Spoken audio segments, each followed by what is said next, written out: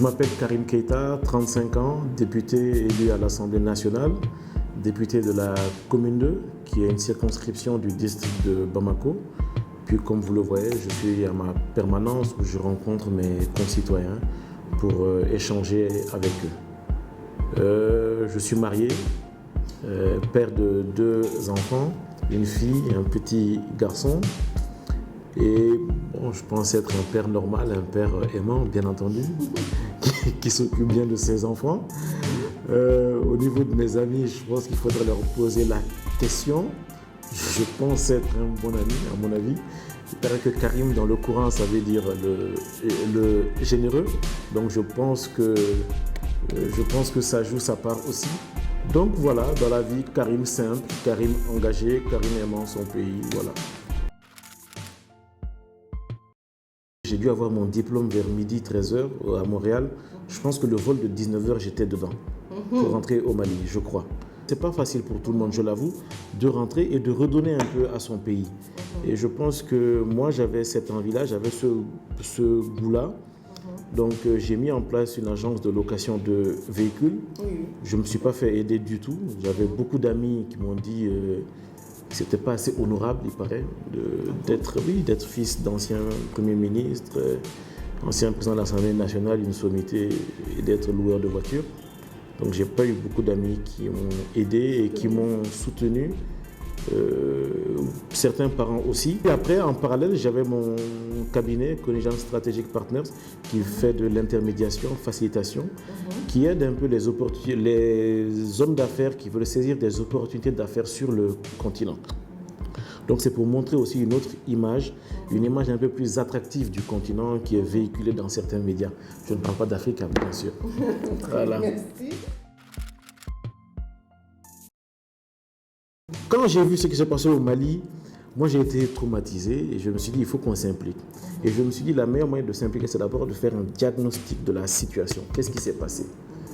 Et tant qu'on ne fera pas un bon diagnostic, on n'amènera pas le meilleur traitement. Et je pense qu'en s'impliquant, surtout à la base comme ça, en tant que député, on est au fait de beaucoup de choses. On a une liberté de ton, une liberté de parole.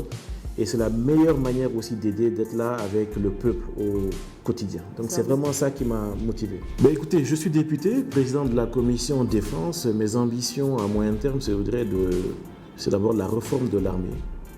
Une réforme aussi de l'architecture sécuritaire. Donc ce n'est pas simplement l'armée, c'est tous les services de base de notre sécurité. Donc que ce soit les différents services d'investigation, que ce soit de la police, de la gendarmerie, tout l'outil dont ils ont besoin en termes de compétences, en termes de technologie pour pouvoir mieux faire leur travail.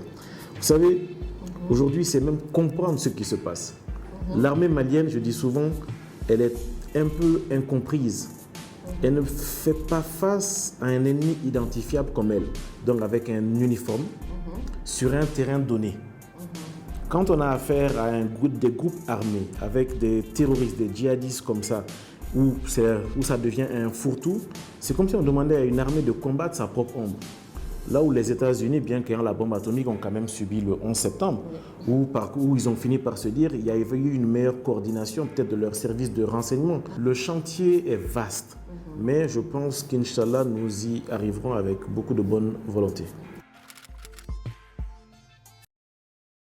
J'ai une certaine estime pour lui, pour ne pas dire de l'admiration. Je suis allé au Sénégal plusieurs fois et j'ai vu un peu le changement, que ce soit à Dakar. J'allais souvent chercher moi-même mes véhicules au port, donc j'ai souvent fait la route. Dakar, Caille, après Caille, Bamako. Donc il a fait beaucoup. Il s'est vraiment investi. Dakar a complètement changé. Je n'irai pas au-delà. Bon, maintenant, s'il y a des problèmes au niveau de la justice, je ne m'implique pas. Je n'interviens pas dans les processus judiciaires, surtout pas d'un pays ami comme le Sénégal. Mais je suis très admiratif de Karim Wade, ça oui. Mesdames, Messieurs, c'était votre émission strictement confidentielle avec l'honorable député Karim Keita. Merci de nous avoir suivis. Nous vous donnons rendez-vous dans un mois avec une autre personnalité publique. Au revoir.